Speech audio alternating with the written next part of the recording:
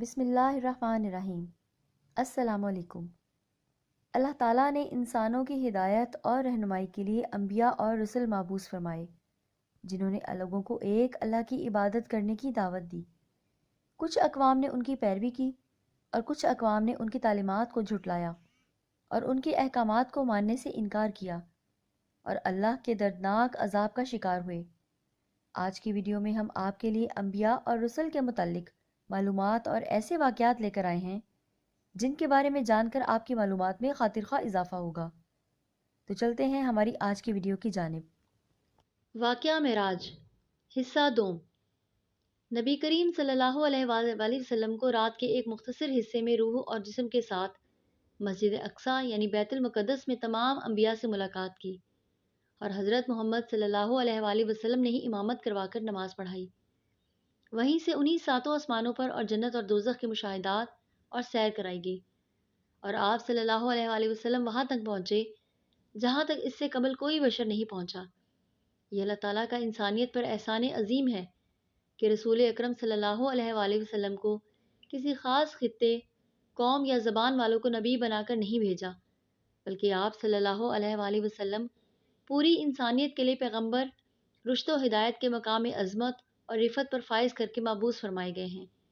نبی کریم صلی اللہ علیہ وآلہ وسلم کی شفقت، محبت، ہمدردی، صبر و تحمل، برداشت، بردباری، حلیمی، بھری خیر خواہانہ جدوجہد جو صعوبتوں اور مشکلات کے درمیان رہی، ان کا نتیجہ یہ نکلا کہ وہ انسان جن کی تاریخ مورخین نے انتہائی بھیانک لکھی تھی، ان کی تاریخ نبی کریم صلی اللہ علیہ وآلہ وسلم کی 23 سالہ مسلسل جدوجہد کے نتیجے میں انتہائی تابناک بنا دی گئی۔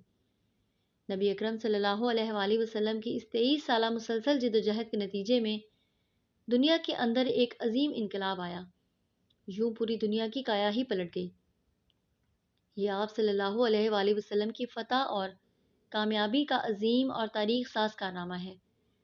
حضرت عائشہ رضی اللہ تعالیٰ عنہ کے ہاں آپ کے سر میں درد شروع ہوا اور جب آپ حضرت میمونہ کی طرف تھے تو یہ درد شدت اختیار کر گیا۔ وفات سے 4 دن قبل نماز ظہر کی ادائیگی کے بعد حضور اکرم صلی اللہ علیہ وآلہ وسلم نے مختصر خطبہ دیتے ہوئے فرمایا، خدا نے اپنے ایک بندے کو یہ اختیار عطا فرمایا ہے کہ خواہ وہ بندہ دنیا کی نعمتوں کو قبول کر لے یا خدا سے ملاقات کر لے، اس بندہ نے خدا سے ملاقات کو قبول کر لیا ہے۔ یہ سنتے ہی حضرت ابوبکر صدیق رضی اللہ تعالیٰ عنہ رو پڑے، کیونکہ وہ سمجھ گئے تھے کہ وہ بندہ خود حضور اکرم صلی اللہ علیہ وآلہ وسلم ہیں۔ وفات کے دن حضور اکرم صلی اللہ علیہ وآلہ وسلم پر بار بار غشی طاری ہو رہی تھی اور دن جیسے جیسے چڑھتا جا رہا تھا بے چینی بڑھتی جا رہی تھی۔ بالآخر سپہر کے وقت نبی کریم صلی اللہ علیہ وآلہ وسلم کی روح رکتی ہوئی محسوس ہوئی تو ہاتھ اٹھا کر انگلی سے اوپر اشارہ کرتے ہوئے 3 مرتبہ فرمایا، بل الرفیق الاعلیٰ، ترجمہ اب اور کوئی نہیں، وہی رفیق اعلیٰ ہے۔ یہی کہتے ہوئے ہاتھ لٹک آئے اور روح پاک عالم اقدس میں پہنچ گئی۔ مدینے کی گلیوں میں آہ و بکا بلند ہوئی، مسجد نبوی میں کوہرام مچ گیا تھا اور مسلمانوں کی آنکھوں میں دنیا اندھیر ہو گئی۔ حضرت عمر فاروق رضی اللہ تعالیٰ عنہ نے اپنی تلوار نکالی اور بلند آواز میں بولے کہ جو یہ کہے گا کہ محمد رسول اکرم صلی اللہ علیہ وآلہ وسلم نے وفات پائی، میں اس کا سر قلم کر دوں گا۔ حضرت ابوبکر صدیق رضی اللہ تعالیٰ عنہ نے تقریر فرما کر صحابہ کرام رضوان اللہ علیہم کو دلاسا دیا۔ روایت میں ہے کہ محمد رسول صلی اللہ علیہ وآلہ وسلم کی قبر مبارک میں مٹی ڈالنے سے پہلے حضرت مغیرہ بن شعبہ رضی اللہ تعالیٰ عنہ کی انگوٹھی قبر مبارک میں گر گئی۔